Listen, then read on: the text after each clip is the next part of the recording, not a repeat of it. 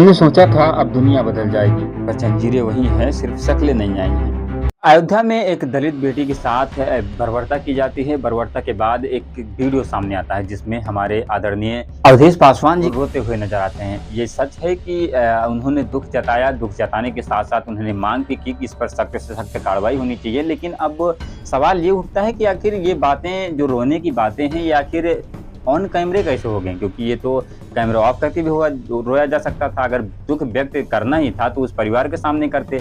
आखिर वहाँ तो उसका परिवार भी नहीं था। जहाँ पर इन्होंने रोने के जो है कुछ ऐसे वीडियो सामने आए, वहाँ पर तो उसका परिवार भी नहीं था। फिर आखिर क्या हो रहा था वहाँ पर? अब इस पर तो सवाल यही उठता है कि शायद अब जिस तरीके से इस वक्त मिल्कीपुर में और साथ ही अयोध्या में राजनीति का जो है माहौल बना हुआ है, लगातार चुनाव के जो है दिन नज़दीक आ रहे हैं, तो इस पर आप कहीं ना कहीं राजनीति का रोटी सेक रहे थे। अगर एक तरीके से देखा जाए तो विपक्ष पार्टी भी किसी से कम नहीं होती है, क्योंकि विपक्ष पार्टी अगर चाहे तो कुछ भी कर सकती है। तो वहाँ पर आपको आवाज़ उठाने के बजाय, आपको परिवार को जो है परिवार के साथ रहने के बजाय आप खुद ही रोने लग जाते हैं। तो आखिर इसमें क्या कहा जाएगा? क्योंकि कहीं ना कहीं ये रोना बिल्कुल भी गलत साबित होगा। जिस तरीके से आप वहाँ पर भरी सदन में रोना शुरू कर दिए, वो बिल्कुल भी गलत साबित होगा। कोई भी देखेगा तो यही कहेगा।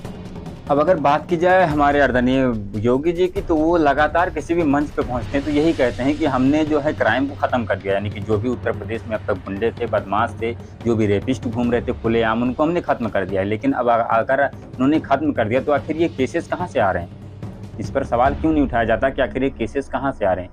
और अगर केसेस आ भी नहीं तो उनके खिलाफ कड़ी कार्रवाई क्यों नहीं की जाती? अगर एक व्यक्ति के खिलाफ अगर कड़ी कार्रवाई कर दी जाए तो शायद हो सकता है कि दूसरा व्यक्ति इसे करने से पहले 100 बार सोचेगा। जिस तरीके से योगी जी ने कहा, मैं भी उस बात को मानता हूँ। आज कोई भी गुंडा हो या मवाली हो, एक बार दंगा फैलाने से पहले 100 बार सोचता है। इस तरीके से इस पर भी एक कड़े कदम उठाने की आवश्यकता है। और अगर ऐसे कदम नहीं उठाए गए तो लगातार ऐसे केसेस आते रहेंगे।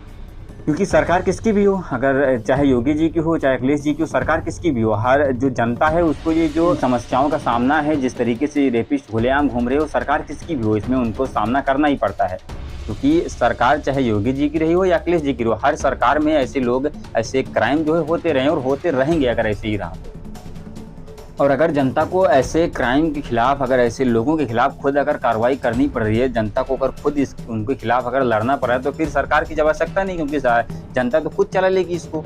अगर ऐसे इस तरीके के क्राइम केसेस होते रहें और सरकार इस पर कुछ नहीं कर पा रही, हाथ पर हाथ धरे बैठी हुई है, तो आखिर सरकार की क्या आवश्यकता है? जनता खुद देख लेगी ना इन चीज़ों को। बाकी जिस तरीके से अयोध्या में चुनाव का माहौल बना हुआ है, लोग अपने आप में कहीं ना कहीं, कुछ लोग रोटी सेकने में लगे हुए हैं, कुछ लोग राजनीति करने में लगे हुए हैं। तो वो आप लोगों का इस पर क्या ख्याल है वो नीचे कमेंट में दे दीजिएगा। बाकी देखते हैं क्या होता है आगे, किस तरीके से जाँच होती है, क्या हो पाता है। जो भी अपडेट होगी मैं आप सभी को देता रहूँगा। चलिए मिलते हैं किसी नए वीडियो के साथ। तब तक के लिए जय हिंद, जय भारत।